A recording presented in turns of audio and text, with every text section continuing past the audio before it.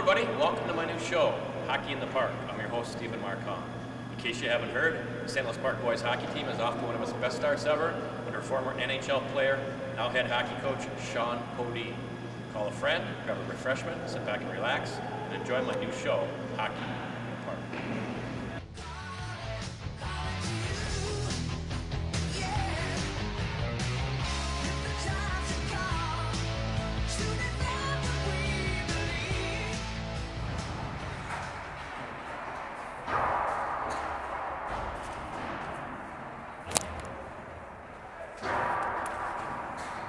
Jimmy, good to see you.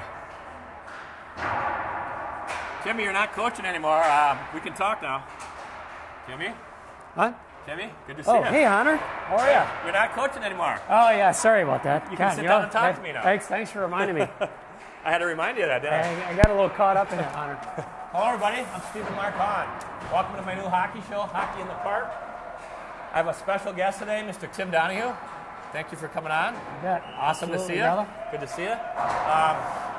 Tim obviously was the high school hockey coach from what years?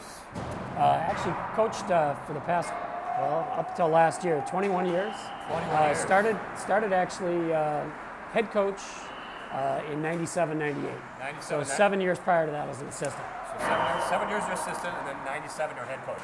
I want to talk about real quick, how did you start playing hockey? Did your mom and dad just push you out of the house, or did you watch it on TV? Because I know when I was a kid, I watched it on TV. I'm like, I got to play that sport. It's a good my question, mom and dad were actually. like, get out of the house. I actually asked my dad that same question. Well, how did I end up playing hockey? Because I started when I was 5, and my dad was a big basketball guy. Okay. And so he just told me, he said, I knew you weren't going to be 6'8". Oh, you knew that. And so he said, he noticed that hockey was for a sport at that time. Right. It was a sport for smaller guys. And I was pretty Right. quick, so he figured I wasn't going to be real big. And, right. well, So did you just start playing on the ponds around St. Louis Park, or? Actually, my first memories are, in mite hockey. Just my dad would bring me out, even open skating. Okay. And he said the way I learned was just stand up, fall down, stand up, fall down, stand up, fall down. And he said that I just wouldn't quit for the whole hour. I'd just keep falling down, standing up, falling down. And he said, I would have quit if I were you. And you just kept going. Wow. You just wouldn't. You were determined to learn it and figure it out. And So you don't have any memories of like any outdoor hockey or any outdoor rinks? Oh, absolutely. I mean, I do more so, as I got a little bit older and as I learned how to skate and those types of things, very fond memories of skating outdoors. Okay. Let's talk about, I know you graduated in 87 from Park, right? Yep.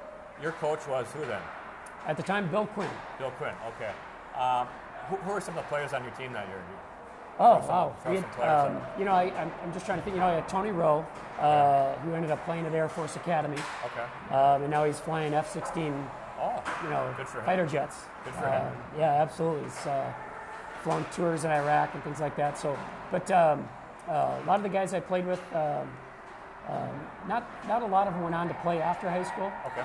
But played other sports. Sure.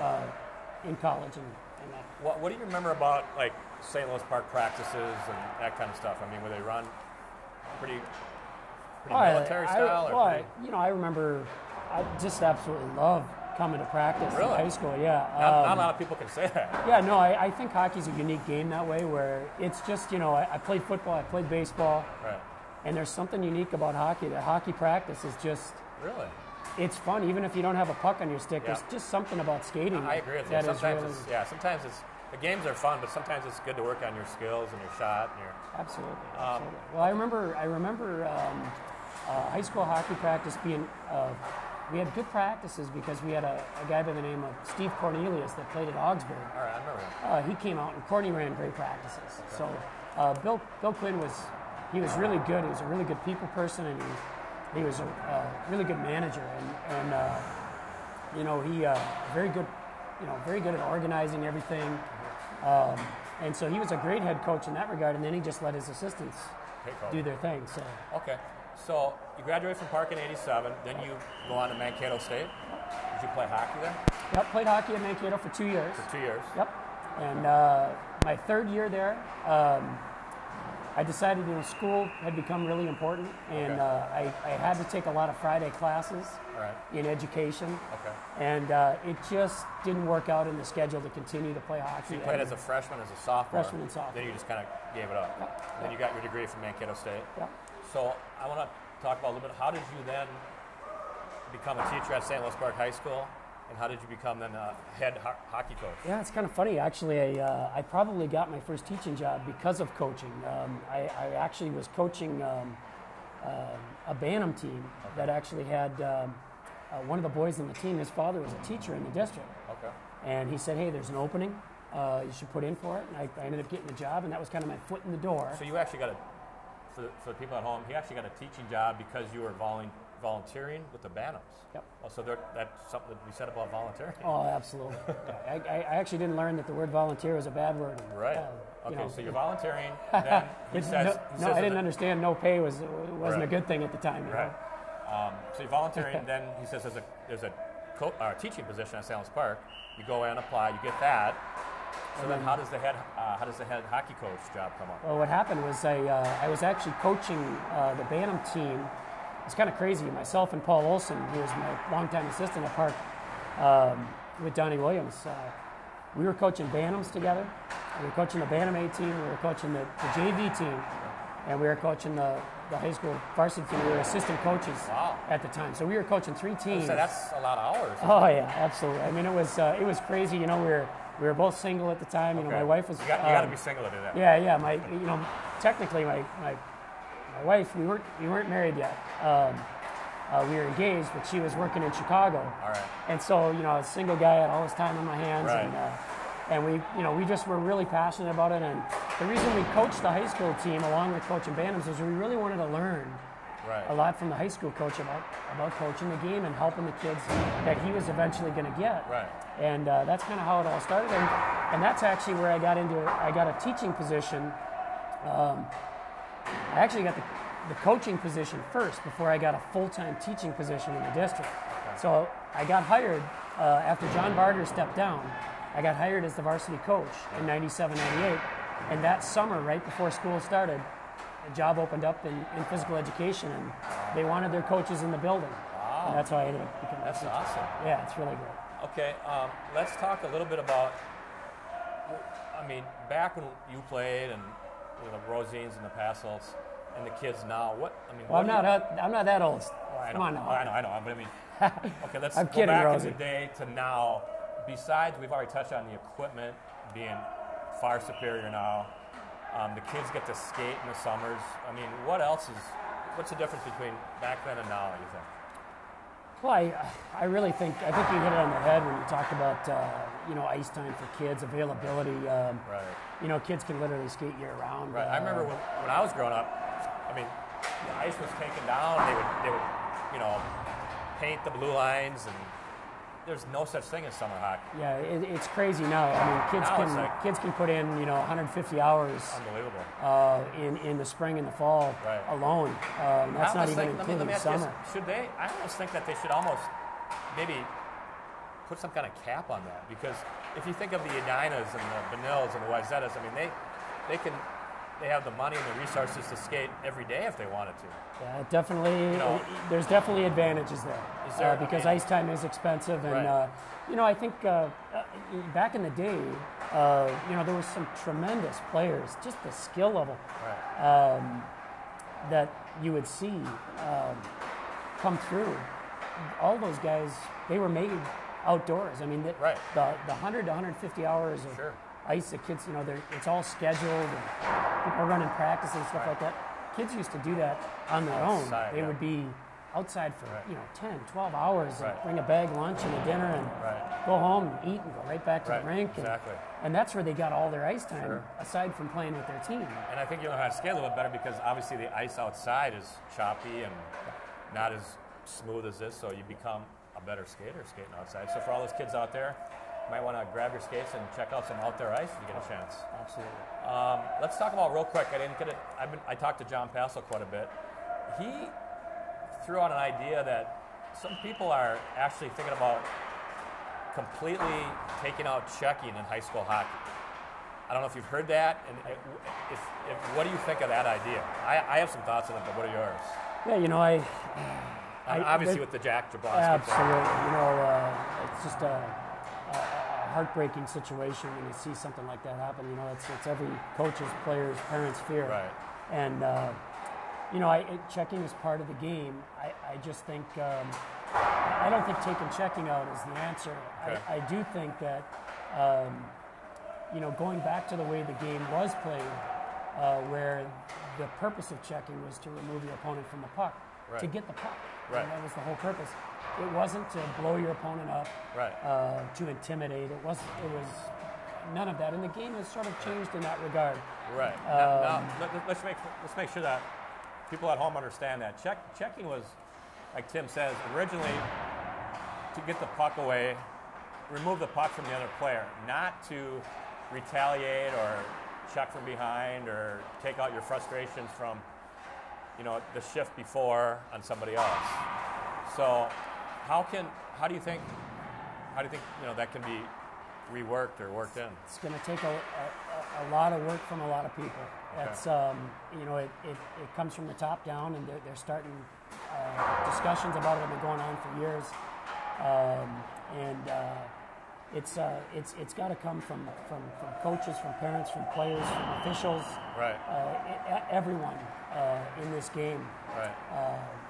has to take responsibility. Right. And that's the only way it's going to change. Okay.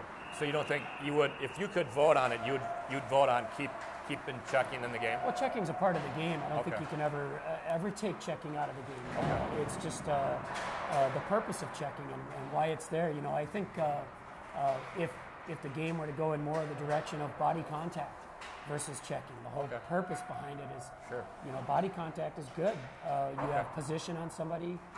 You're able to remove them from the puck, and the whole purpose is to get the puck. Okay. So that your team can go score a goal. And, Okay. Hopefully, I have a lot of viewers out there, older people like myself that still play hockey, younger kids that I hope are tuning in. Give me some advice that you can tell them, you know, from a seasoned coach. What 2 or 3 things the best advice that you ever got that you can pass on to players like me or some kids at home? Best advice, in the game of hockey or in any particular aspect? I mean, both. Throw the hockey first. Wow. What's your best advice that you can? Best advice. Work hard. You know, Work hard. I think I hate to steal Sean Podine's line, but you know, he always says, "Work hard, have fun." Work hard, have fun. fun. I think those are the 2 biggest things. Okay. Sean always says, you know, kids learn best where they're having fun. Right. And That's the true. game has to be fun. And right. And you know,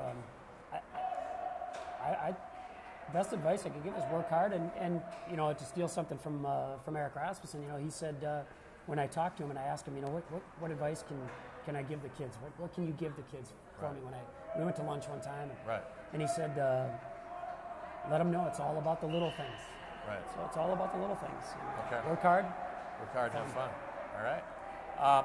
What about, do you follow this year's team? And I'm guessing you know a lot of these kids, right? Oh, absolutely. What are your thoughts on this year's team? Do any of them have a chance to maybe go to the next step, D1, D3? I think there's several kids that'll have an opportunity to do that. Okay. But I've really enjoyed watching the team. It's been really fun to sit up in the stands with my boys. I bet it's a completely different. Obviously, Tim has been on behind the bench for how many years again? 21 years. 21 years behind the bench. So 14 as a head. So this 14 as a head coach. So this is his first year. He gets to actually come to the game, sit back, relax, maybe have a bag of popcorn. Enjoy a bag of popcorn with sit with 2 your boys wife, and you know, go to the bathroom when you want, and not have to be all intense. So, a few of the players that you think they have a couple D1, D3 prospects. Well, you know, I think there's several kids out here that'll have an opportunity. You know, I don't necessarily want to speak about specific players per se, but I mean, we knew this team this year was going to be very good. Okay. And of course, there were some added elements with some younger kids that came in. We knew the senior class was going to be very good. Okay. They were well seasoned. I mean, they took their lumps for 2 years as sophomores and juniors. They learned a lot. They learned a lot from taking their lumps. And it was tough. It was tough, no question. But that you can't rush that experience. That experience has to take place. You have to go through, you know, the ups and downs to gain that experience. And So hopefully that'll pay off. Oh, absolutely. And then, you know, the young kids coming in, we knew that the sophomores and some of the younger kids coming in had a talented group, and they were gonna step it up. Yeah, absolutely. We felt that they would complement that senior class very well, and of course, it never hurts to have two very good goaltenders. Right, goaltending really keeps you in there. Real quick, they have to go through obviously Breck and Blake to get to state. They're in their section. Explain to me real quick, because I don't even quite understand this. Like during the year, you have your games, and then you have sections. I mean, I've been in hockey all my life. I don't even understand it. So explain that. Like, who's in their divisions now, and then who's in their sections for state? You play your conference schedule, you play your non-conference schedule, and a lot of times coaches will try to schedule teams that are in their section. Your section, there are 8 sections in Class A hockey. They're in Class A, obviously. They're in 2A. With Breck, Blake. Yep. I don't know if it's switched or not this year, but I couldn't tell you exactly every team that's in their section. Right, but they play teams. Sometimes you play some of the same teams that you played in your non-conference schedule. Right. Come section time. Right. A lot of times coaches will do that because when they do what they call a section seeding, and they seed teams. Obviously, 1 through 8. 1 through however many teams they have. So 1 would play 8, 2 would play 7, 3 would play 6, 4 would play 5. And the reason you play each other in your non-conference games during the season is that helps to determine who should be 1, who should be 8, who should be 10. Okay. So they're going to have to obviously get through Breck and Blake to go to state. Absolutely. In your opinion, obviously, you've coached a long time. Do you think they have a shot at getting to state? Oh, absolutely. I think they have a very good chance, and I think it starts with their goaltending. Okay. I think that's the reason why they have a chance. So if they get the goaltending, you think they'll be in state? Yeah, I think I think they have a very good chance. You know, it's all about what you believe. Okay. Whether you think you can or whether you think you can't. You're right. If you think right. you can do it, you can do it. If you think you can't. And with Sean, good advice for the younger kids out there. If you think you can do it, you can do it. Absolutely. With Sean at the helm, you know, one of the biggest things in coaching is getting the players to trust and buy into what you're doing, and I have no doubt that Sean has gotten the kids to trust and buy in to what they're doing as a staff. He's talking about head coach Sean Podium. Absolutely, and I think that's the biggest challenge as a coach is getting the players to trust and buy in. Once they do, you got them. You've got something. Okay, real quick before we sign off. What are you, obviously besides coming to the games and watching them now, what else are you doing? Are you coaching your kids? Yeah, I'm actually coaching my sons. I've got a 12-year-old and a 9-year-old, and I'm enjoying coaching a 12-year-old boy? in the youth program. Both boys? Two boys, Two boys. Brennan 12, and Cameron. Brennan and 12 and hey 9. Boys. Okay. Hi, boys. Got to say a shout out to them. And they're both playing hockey? Yep, both playing hockey and you coach both in the St. Louis Park youth program. Yep. And you coach both of them? Yep. Okay, awesome. So between that and coming to the games, you're staying pretty busy. Okay, I also want to say, I played baseball with Tim in the summer, too. He's one of the most competitive guys I know, so keep that up. Thank you for being my guest, We got to get you back on the ball down okay. there. We got to play some more together. Tim Donahue, head hockey coach at Park for 21 years. Great all-around guy. Thanks for tuning in, everybody. I'm Stephen Hahn. Join me again soon on Hockey in the Park. Thanks, Rock on. Dude, that was awesome. Appreciate you coming on.